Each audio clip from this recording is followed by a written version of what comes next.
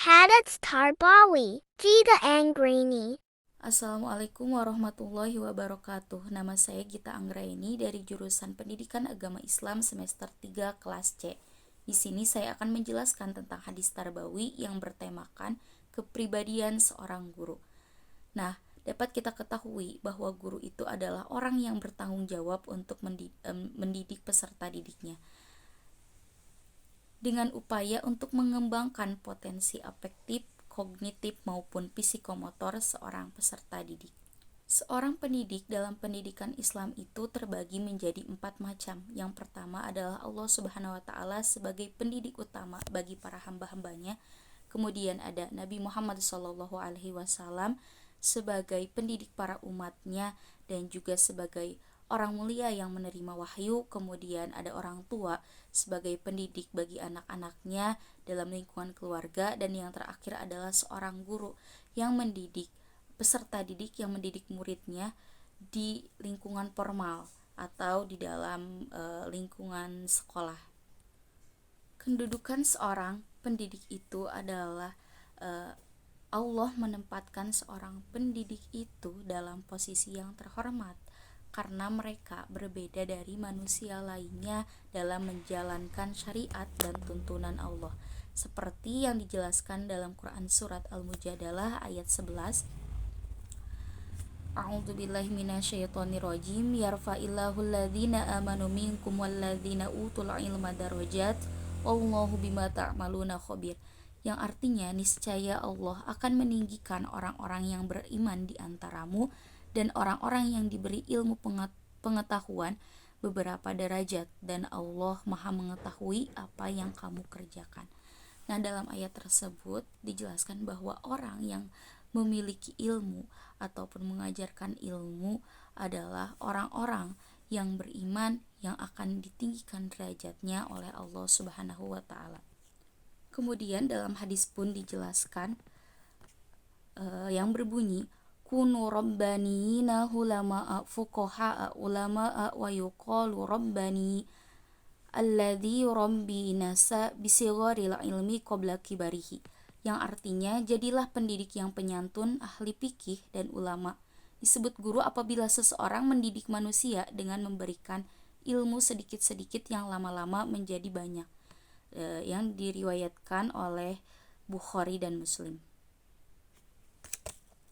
Kemudian ada hadis lain tentang kasih sayang seorang guru yang berbunyi Ani bani Abbasin qala Rasulullah sallallahu alaihi wasallam laisa minna man lam yarham shagirana wa yuwaqqiru kabirana wa ya'muru bil ma'rufi wa yanha 'anil munkar. Yang artinya, Ibnu Abbas meriwayatkan bahwa Rasulullah sallallahu alaihi wasallam bersabda, bukanlah termasuk golongan kami orang yang tidak menyayangi yang lebih kecil, tidak memuliakan yang lebih besar, tidak menyuruh berbuat ma'ruf, dan tidak mencegah perbuatan mungkar, yang diriwayatkan oleh Tirmizi. Kemudian hadis terakhirnya yang berbunyi ta'alamul ilma wa ta'alamu lil ilmi as-sakinata wal waqa wa tawadu'u liman tata'allamuna minhu, yang artinya belajarlah kalian ilmu untuk ketentraman dan ketenangan, serta rendah hatilah pada orang yang kamu belajar darinya. Hadis riwayat At-Tabrani. Nah, dapat kita simpulkan bahwa tugas pendidik adalah mendidik, tapi secara operasionalnya mendidik itu merupakan rangkaian proses mengajar, memberikan dorongan, memuji, menghukum, memberikan contoh, membiasakan, dan lain sebagainya. Nah, dalam pandangan Islam, seorang pendidik itu adalah disebut juga dengan Bapak Rohani atau Spiritual Father bagi para peserta didiknya, yang memberikan santapan jiwa dengan ilmu, pembinaan akhlak mulia, dan meluruskan perilaku peserta didik yang buruk. Imam Al-Ghazali pun menjelaskan bahwa seorang pendidik itu tugasnya untuk menyempurnakan, membersihkan, mensucikan, serta membawa hati manusia untuk taqarrub ilallah atau mendekatkan diri kepada Allah Subhanahu wa taala. Hal ini karena tujuan pendidikan yang pertama itu adalah untuk mendidik para peserta didiknya untuk senantiasa mendekatkan diri kepada Allah sehingga menjadi peserta didik yang beriman dan bertakwa kepada Allah Subhanahu wa taala.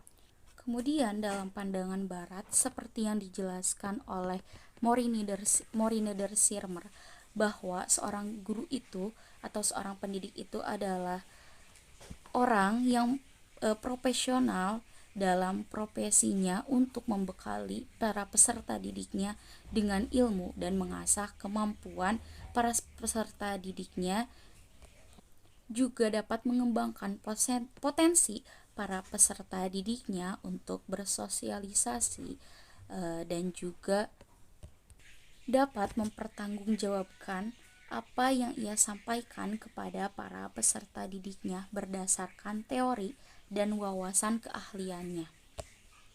Mungkin cukup sekian yang dapat saya sampaikan tentang kepribadian seorang guru dalam perspektif pembelajaran hadis tarbawi. Semoga ada manfaatnya bagi saya dan bagi yang menonton. Cukup sekian dan terima kasih. Wassalamualaikum warahmatullahi wabarakatuh. Terima kasih.